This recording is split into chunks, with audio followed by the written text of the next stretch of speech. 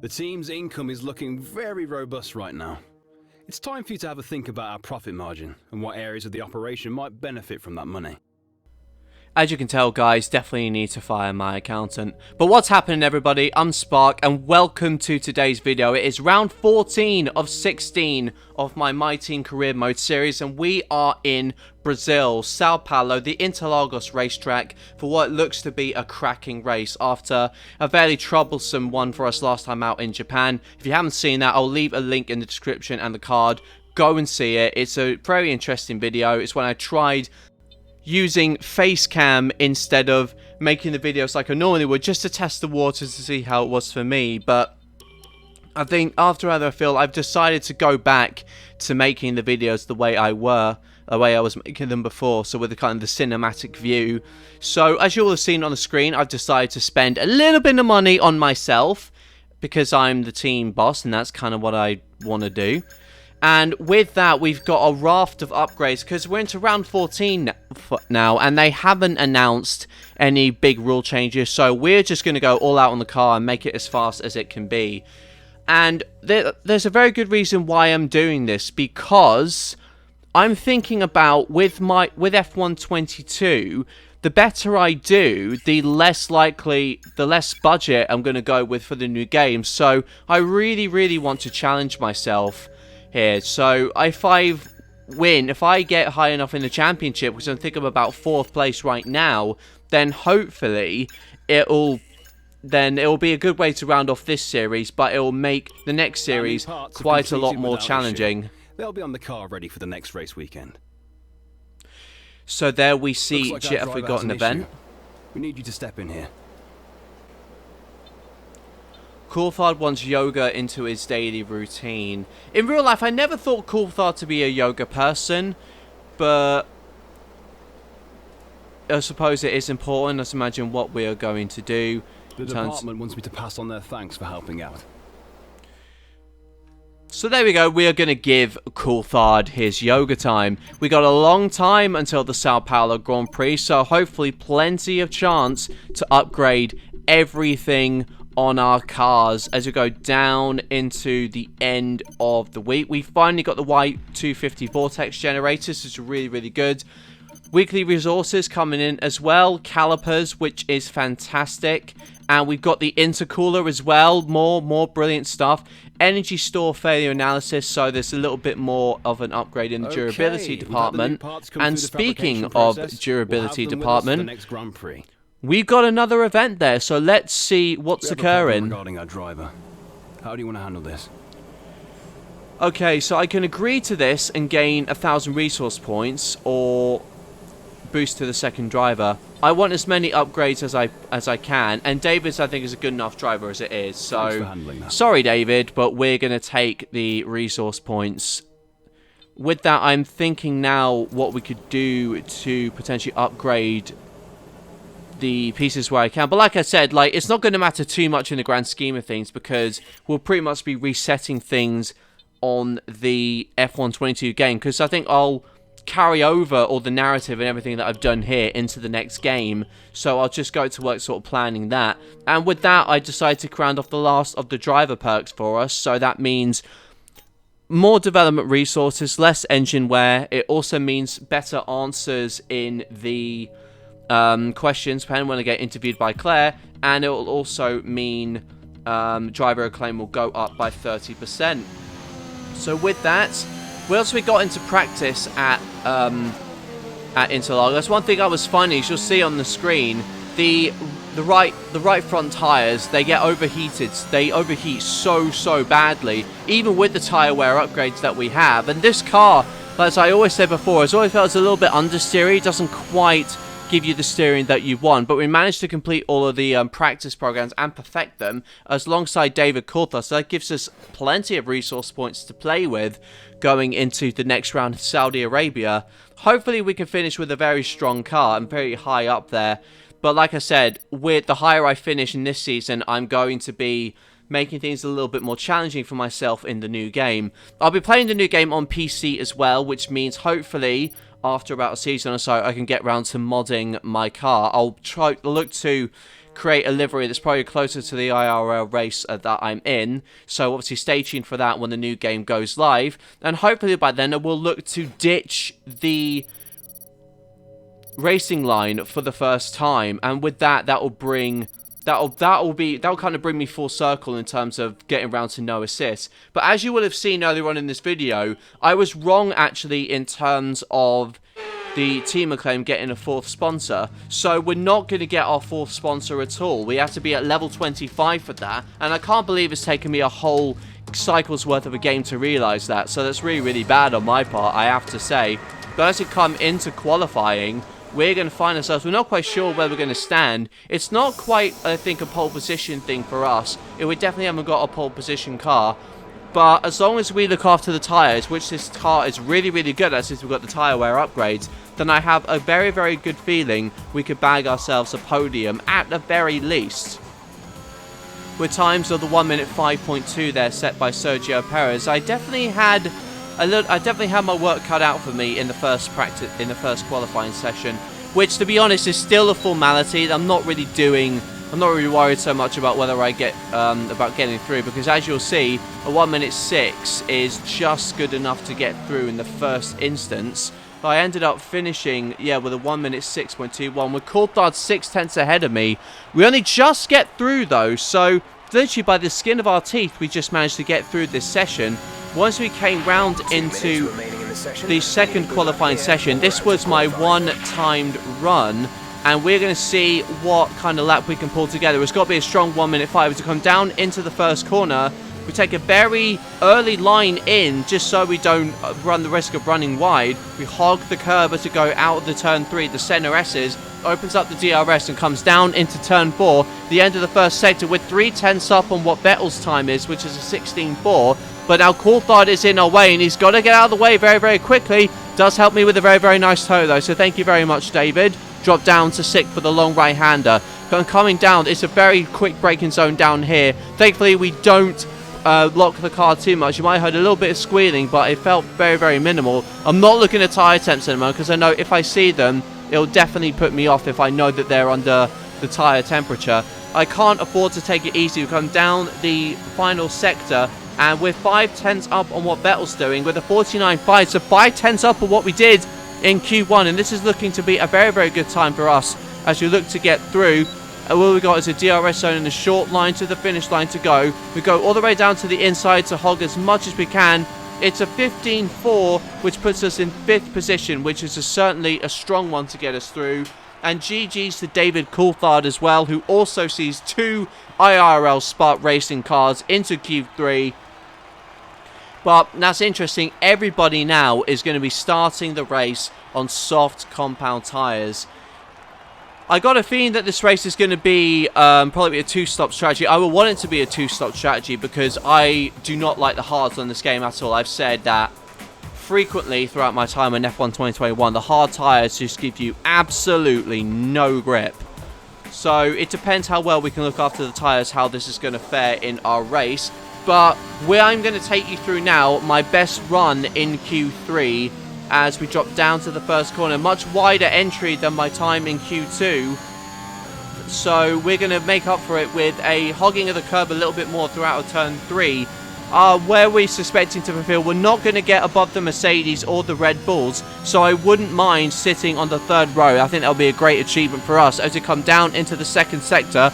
This is the part that I think really kills the tyres as we come down to... It's really these braking sections that really catch me. As you see, I run wide off the exit there. So I'm just so conscious because as soon as you overheat these tyres, you are understeering like crazy, especially that front right, which you need to give you that traction coming down into the next sector. What are we going to do for a second sector time? We match our best, but we go wide on the exit of that left-hander, and it's just a long run down to the DRS zone. What is it going to be for us? I don't think this is going to be the best time in the world for us. So to come down to the final sector, what are we going to do when we come across the racing line? It's slower than our Q2 time. We lose a 10th, but unfortunately we don't improve on that. But it's only good for 9th of all things. 9th place. The top 8 separated by only 6/10. So it just shows how close it is. Coulthard out-qualifies us, so well done to him. But I've got to say, 9th place for qualifying, I'm not overly happy with that. Just shows I've still got a little bit to do. But at least as far as our rivalry goes, we are well ahead of Daniel Ricciardo, making up for lost ground after we had a very terrible race last time out in Japan. But that, I think, actually sets my driver acclaim down more, because that just wasn't my best qualifying session. To be 9th, I don't think does your ranking any favours at all. But it's all to play for in the race. Tyre deg is going to be the key here with all the overheating right front tyres. Let's see what the race holds for us.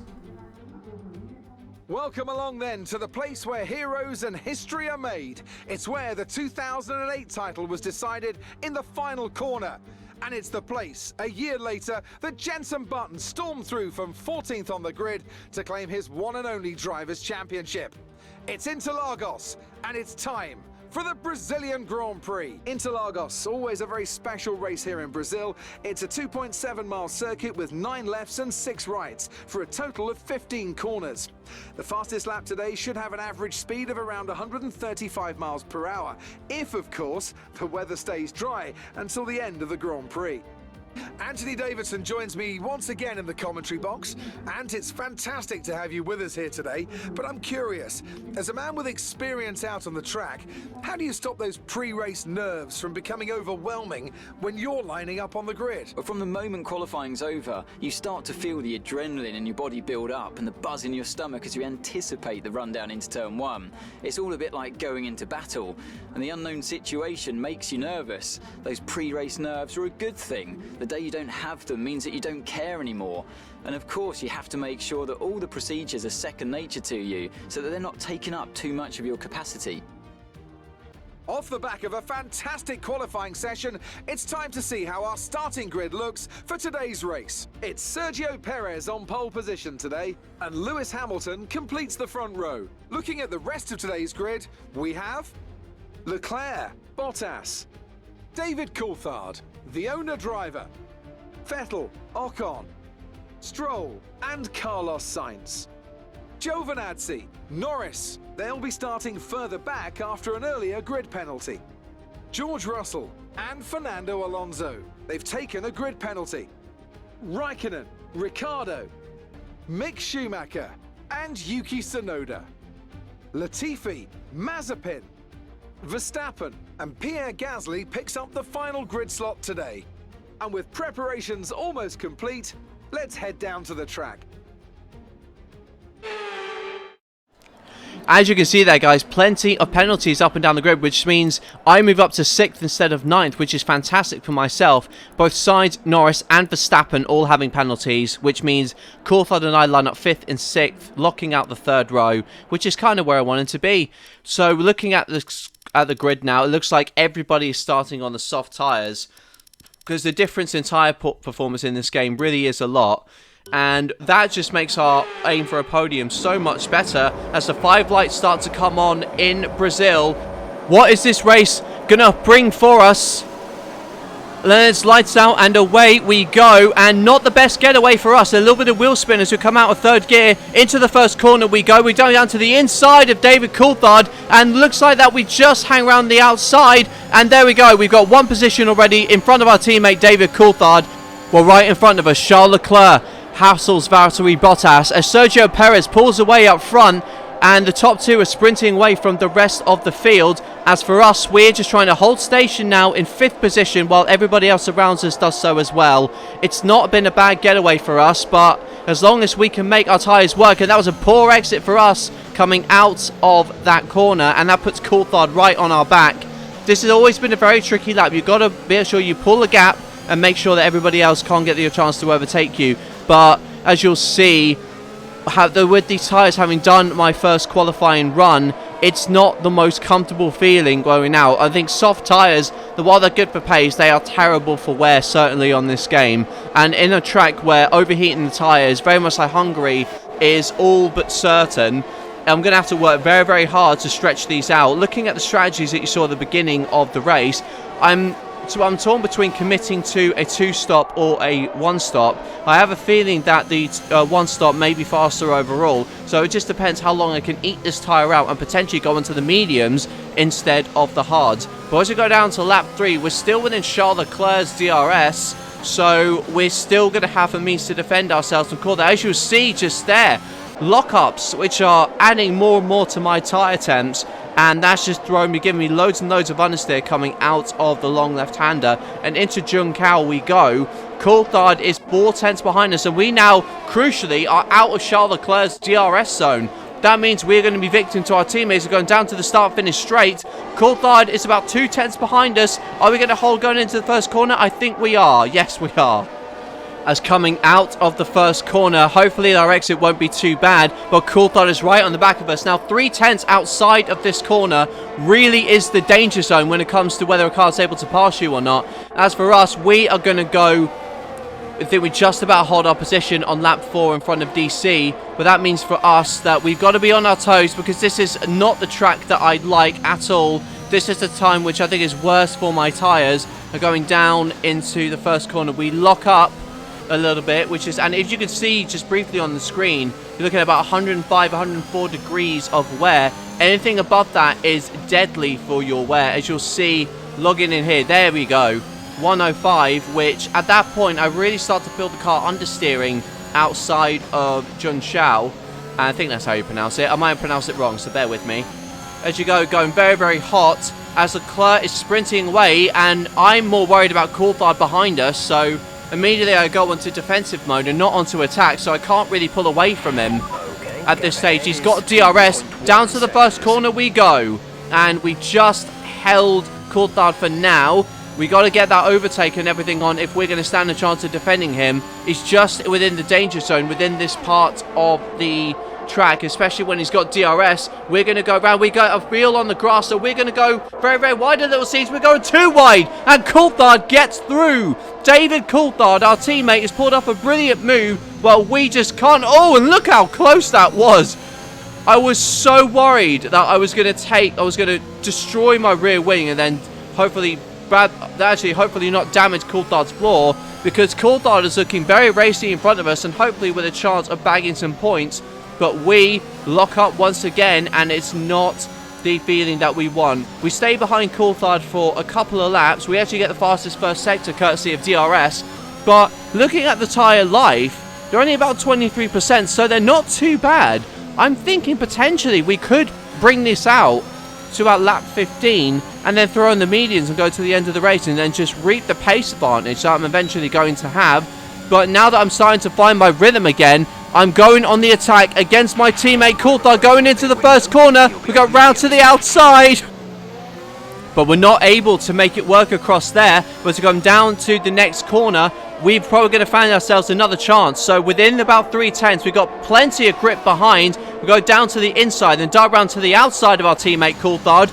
And we go round and we got the outside rather, and we make a brilliant overtake on David Coulthard, which was truly, truly inspired, I have to say, on my part, to my own horn, but absolutely brilliant stuff to go down into lap 8 to hopefully get round to chasing the rest of the pack. And that's interesting. Throughout that replay, it looks like almost that I just scraped Coulthard's front wing, so it looks like the Scotsman has got damage, and that's really what I felt once I went to lap 11, about dropping about 5 seconds back from us. It just means that we've got damage, so we're gonna have to hold our hand up and say it was our fault in what we did to DC and taking him out. As Charles Leclerc, the leader, comes into the pits on lap 11, so that surely means he's doing a 2-stop, because I have a hard suspicion that those hards are not going to go to the end. As you see, what does he put on right now? It's soft, so Leclerc will definitely be stopping again, because as the rules dictate, you have to use more than one different set of tyres going into the races. And the end of lap 12 rather, we've got an open track, and Coulthard, who's doing a brilliant job of holding up Lance Stroll with a damaged front wing, and that gives me quite a lot of breathing space. And we nearly lose the back end coming out of that long right-hander.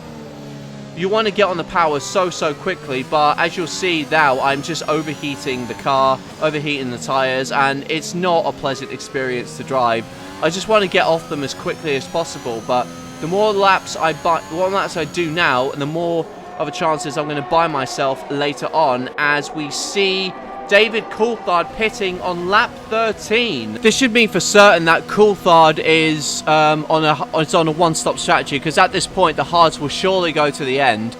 But I'm now worried now whether the mediums will go to the end and have the pace that I need to potentially. I could figure we could be on for a race win, and there you go, confirmation that he did have damage. But looking on the replay, it didn't look like I actually touched him, so it was the damnedest thing for Coulthard to damage. Unfortunately, unless there's a safety car, that's really cost him a chance of getting some points. So I'm going to have to hold my hand up and admit responsibility there. As you come down into lap 15, both the leaders Bottas and Perez pit. So with that, they're surely going to come out ahead of us. But at that point, with lap 15 done on one soft, surely the mediums will go to the end. So it'll be interesting to see what the leaders. Well, it looks like Perez in behind us. So actually put on hard compound tyres. Hard compound tyres. So he'll surely get to the end, but he's not gonna have the best pace advantage. I mean, I'm going to come in and put on the medium tyres now, and that means that we'll join about three or so seconds behind the leaders, but the race could be ours to lose at this point. 20 or 21 laps to go.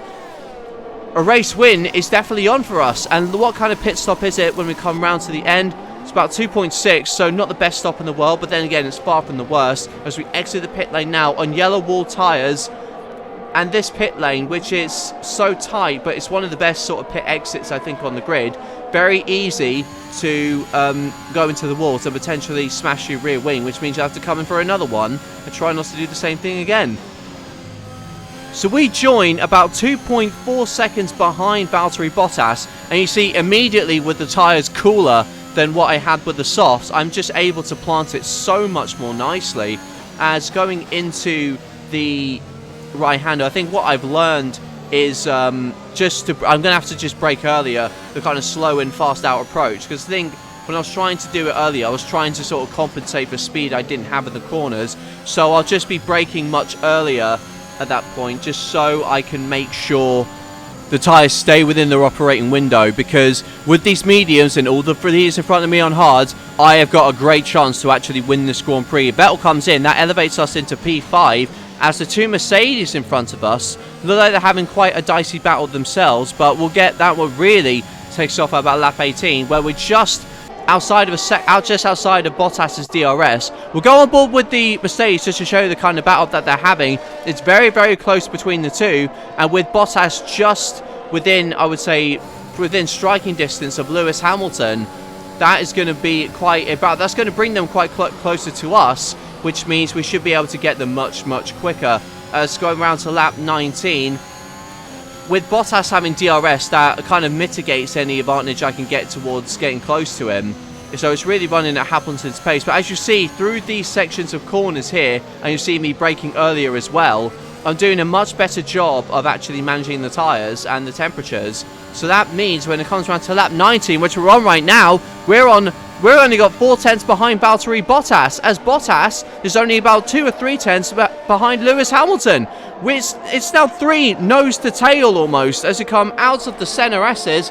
Bottas now goes to attack Hamilton. We wait and see what our opportunity is to pounce. Let's go down into the left-hander. We are right on Valtteri's gearbox. Let's come round now to the uphill of the next corner. We sense an opportunity to go down the inside, and we just pull it off. Brilliant move for us, overtaking Valtteri Bottas, and Jeff knows it. For once, he's brilliant. He's put aboard some brilliant feedback, even though I feel he will not be missed in this new game at all. I welcome Mark Priestley and the amount of stories that guy has from reading this book, The Mechanic.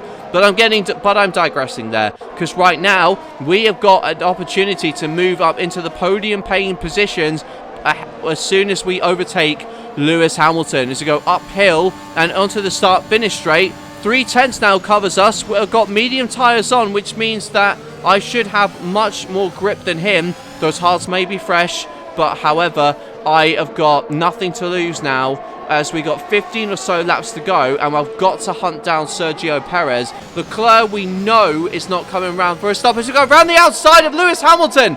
We go around the outside. Thankfully, we don't bang front wings like we did with David Coulthard. As we go around to the inside, we've got that move covered, and there we have it, guys. With Leclerc surely coming into the pit lane for a pit stop, it's between myself and Sergio Perez for the win. The Red Bull, I think, is actually the best car on the grid in terms of performance, but we have got brilliant amount of straight line speed, as there we see Leclerc going into the pit lane for his second stop. That throws him out of contention for a win. But as for us, we're 2.2 by about lap 23, and as you come round to these corners, not only do we have an engine advantage, and Jeff is giving me a strategy thing here, which, to be honest, I'm not quite sure I want to read right now, because I know what I'm going to do. I'm staying out. It's this way to the end. And as you saw earlier on, we only had about 7% wear after a couple of laps, so these tyres will hold up. And with that, full race update, we're not going to go into the pits again. It's time for us to hunt down Checo Perez for what could be a brilliant result for us as we come up to lap 26, 10 to go, and we have just gotten ourselves into Checo's DRS zone.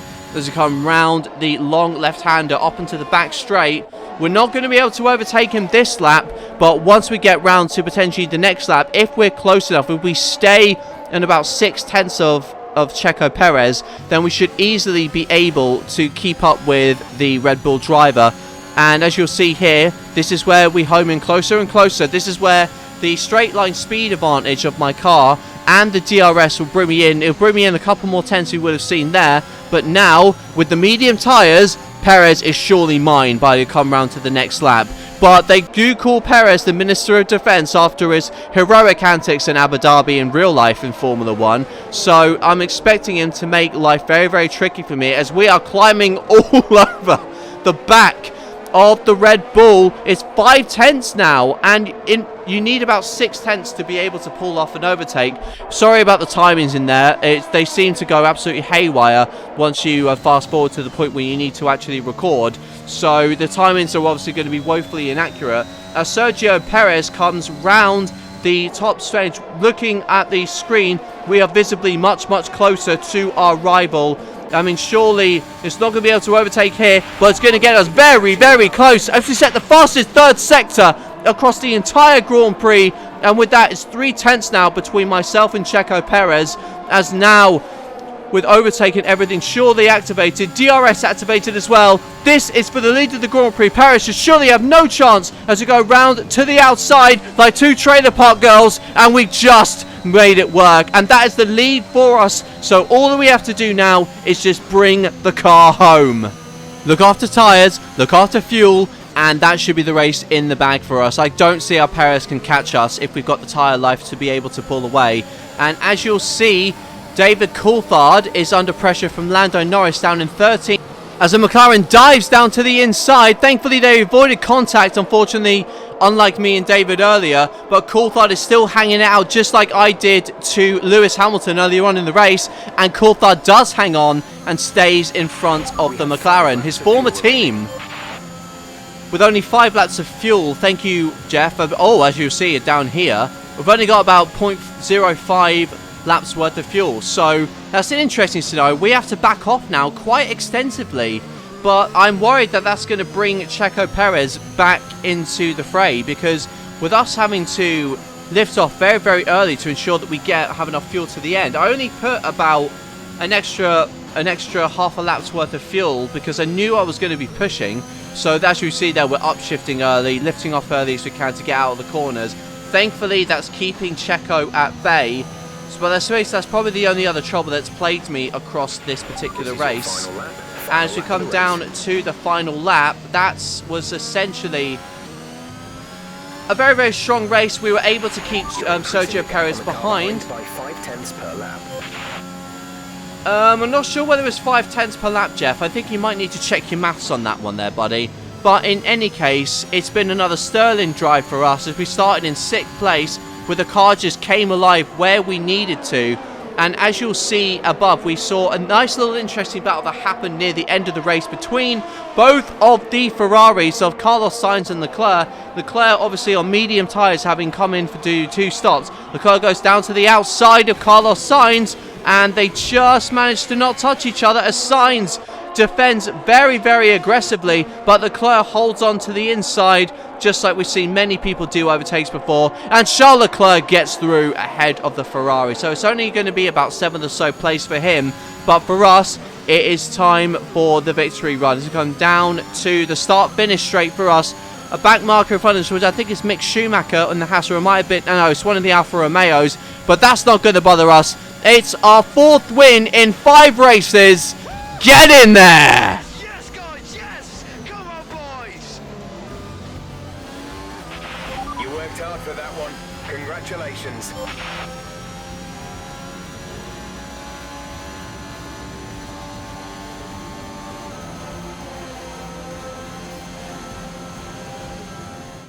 You can't fault the performance on the track today. A well-deserved victory.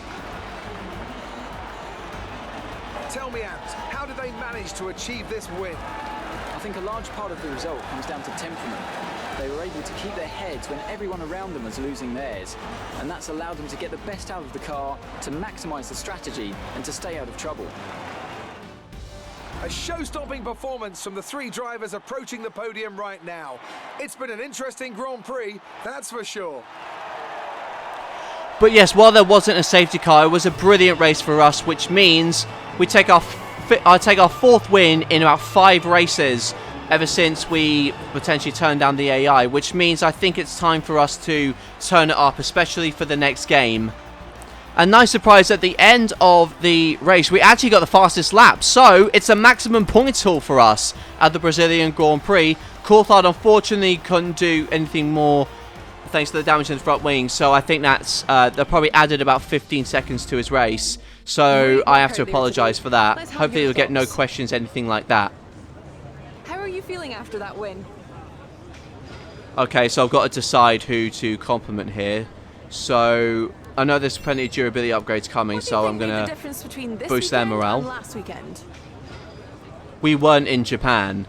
That's the big difference. I'm not a fan of that track. It looks like you're schooling your rivals at the moment. Yeah, I kind of am, but Ricardo's always struggled at McLaren. Appreciate your time. You're welcome, Claire. Thanks for nothing. Thanks for helping me fill my sponsorship goals. But with that, it's 5-2 between ourselves and Daniel Ricciardo, which means we have taken the lead now in the rivalry. So we've got 2 more races to go after this one, which are in Saudi Arabia and Abu Dhabi, which will round off this season of MyTeam career mode. And depending on how we finish, I'll have a think about how we're going to change things up a little bit with the budgetary options, as well as the new MyTeam icons, which if Coulthard doesn't return, then I'm kind of sacking you, but it's more the game that's sacking him. So unfortunately, we may have to say goodbye to David, but if it were up to me, I probably would have kept him. I think he's done an alright job. So with that, guys, thank you guys so much for watching. We are going to end this episode here. This week's income from the sponsors has cleared, and we're making good profit against our running costs. And again, my accountant can't count our bloody cash. So with that, guys, thank you guys so much for watching. And if you did like this video, then do leave a like and a comment. And make sure you subscribe to my channel as well. That would really, really help me out in terms of producing content. I certainly love doing this as a hobby. And to get more and more you guys looking at videos and supporting the videos is absolutely brilliant. So thank you guys so much, you guys, for watching. I've been Spark, and I will see you guys for the next video. Bye-bye.